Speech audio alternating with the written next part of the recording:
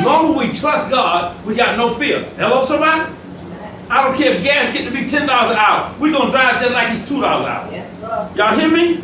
When you trust God, you don't care about Kavanaugh being on the Supreme Court justice. What that got to do with me anyway? You understand what I'm saying? It only has something to do with me if I make that a point of emphasis in my life. And I've learned better than that. Only point of emphasis in my life is God. And the things that God requires. Regardless of what I do, I'm required to love you. And that's how I keep God as the emphasis of my life. And that's all I want you to do, regardless of what you do. Don't fret over it. You and God deal with it. I got a t-shirt in there. I mean, even while I've been pastoring and bishop, Lord, what are you doing?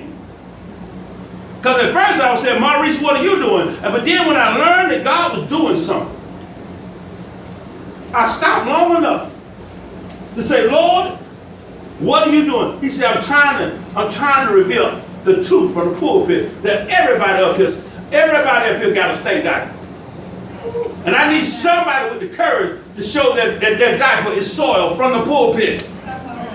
So then and only then can you help people in the audience, in the seats, whose diapers are soiled. But as long as they feel like you got one of them soilless diapers, they'll say, what I got to do to get one of them? I can't never get one of them. Baby, mine stank too. Amen. Amen. Talk to me, man of God. I just want to say something.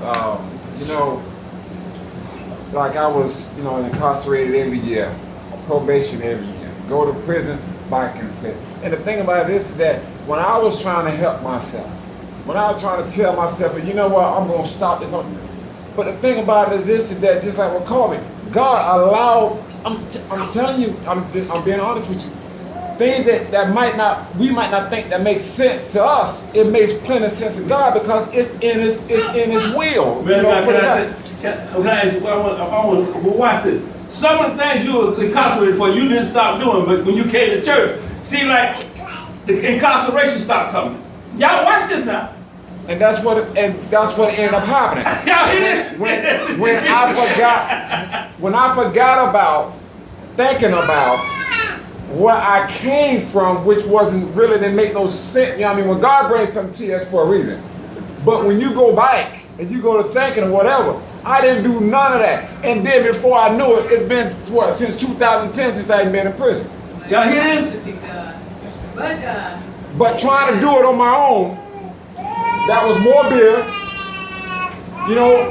and it's just, I get out of my mind. Now, I'm waking up, I'm right back to, because God said, no, you got to go through this so that you can see who I am in your life.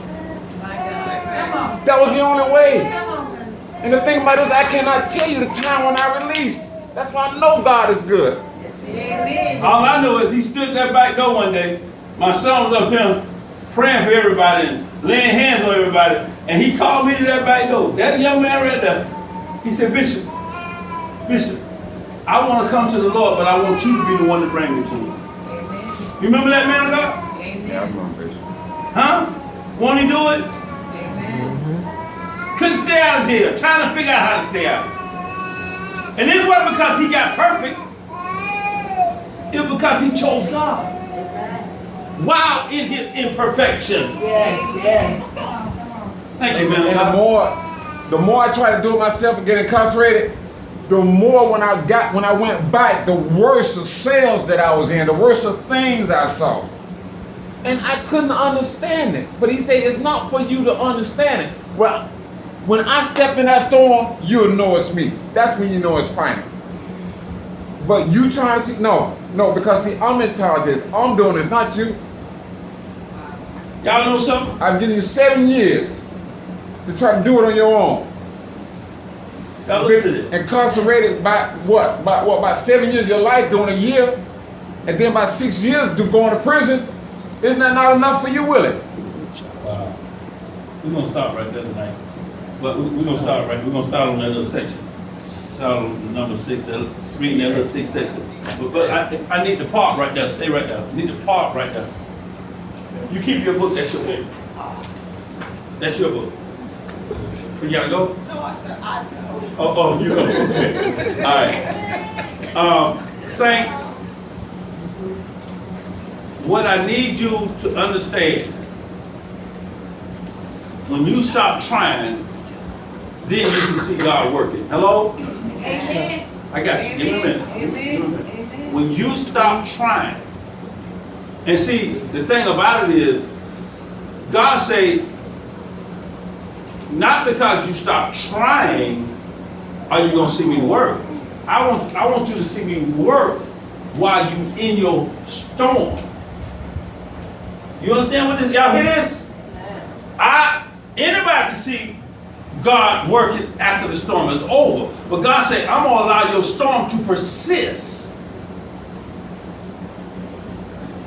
so I can show you that y'all better hear this, you can have me and peace and my Father in the midst of the storm. Yes. Anybody can have peace when you ain't in your storm. Andrew ain't out there, we all right.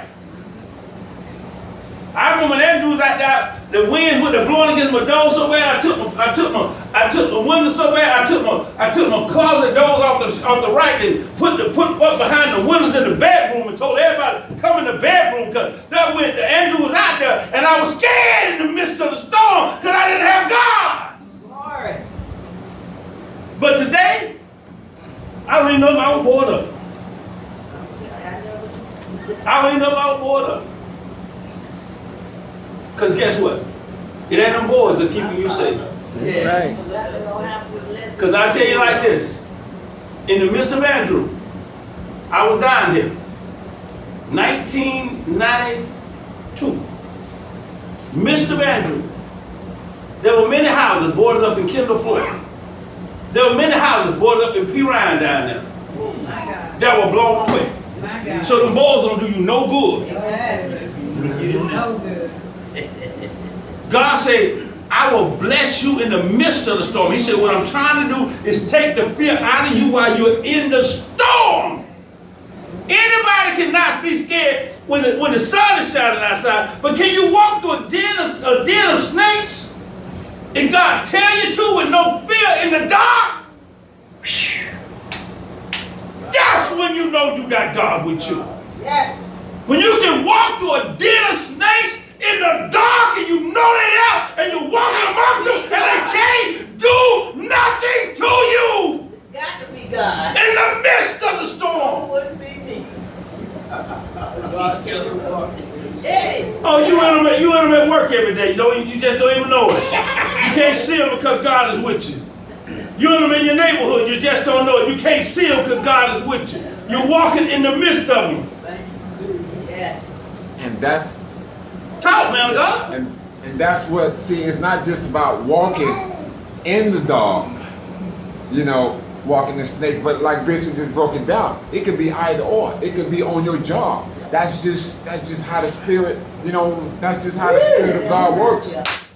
That's how it works. And it's really not for us to understand. Sometimes That is. Sometimes- It ain't for us to understand. Sometimes he just want me to, Willie, you know what? Take your hands off the wheel. Forget about you in the car. Let me drive. Yeah. But it's a hey. But that's why it's good to be in the midst of the storm Yes. and let go. See, And let him. if I can walk in the midst of, if I can see God in the midst of the storm, I can show you God in your storm. Hallelujah. If I can see God in the midst of my storm, I can show you God in your storm. Talk, Bishop. But if I can't see God in the midst of my storm, and I'm only bragging about what God done brought me out of, but I ain't talking about what God got me going through, and I can see him while I'm going through, I can't help you come out of your storm. I gotta be able to see God in the midst of my own storm Yes. to give you a guarantee that you coming out of your storm. Hallelujah. But y'all want to brag about how you got on the other side. Yeah, you got on the other side. God let you go around this time. He might have even made you go over. But he said, but baby, when you go through that storm,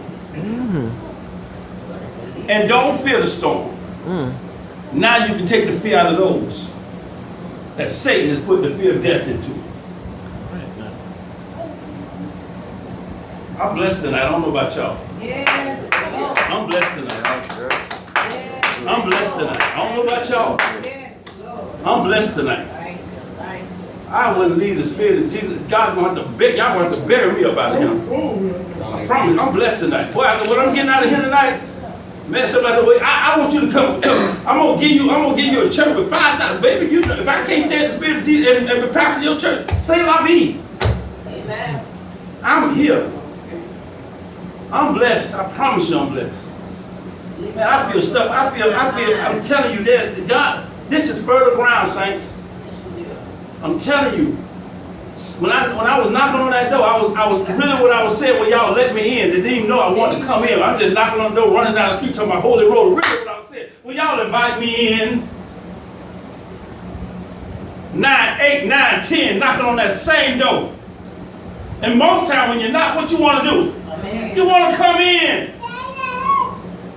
But again, I was scared of the church. I'd knock on the door, stick my head in, holler, holy roller, wish somebody would grab me to save my life. Come here, young man, and let me pray for you. I was knocking because I wanted to come in. And yes, Bishop, that is so awesome. Even next door, you say you used to go to that little window. Oh, Lord, right And here. God placed a fence up there. No, y'all don't even know. Right next door. No, thank you. Right next door. Right next door. The guy used to sell the drug, cocaine right out the window. And God put me right next. When the first 2-3 years I came to this church, I had to look at that window. And one day God put a fence up. He said, I'm not going to torture you with your past anymore. He put a fence up. And God said, I have put a fence up between you and your yesterday, but you keep jumping the fence. Come on. I have put a fence up between you and your yesterday, but you keep jumping the fence. The gate locked, but you won't, no, I don't care. You keep jumping the fence. I'm going to preach that. You keep jumping the fence. Talk to me, man, God. I mean, right here. When I first came to this church, I was like, oh my God, these people over here, they going to know that I was worried about all kind of stupidness. They going to know that now I'm preaching how I'm invited. And the next thing I know, what I was worried about, when people had moved 4 years ago, and I'm still worried about them seeing me. Y'all better know something. God is real.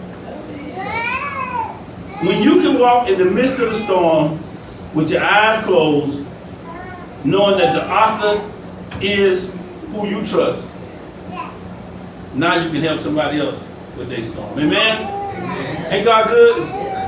I'm glad I came tonight. Amen. Praise the Lord, I'm glad I came tonight. Let's give God a hand, praise somebody. Let God work it out tonight. If I keep coming to church and being in God and doing the right thing, I can walk, do anything I want. Amen. Woman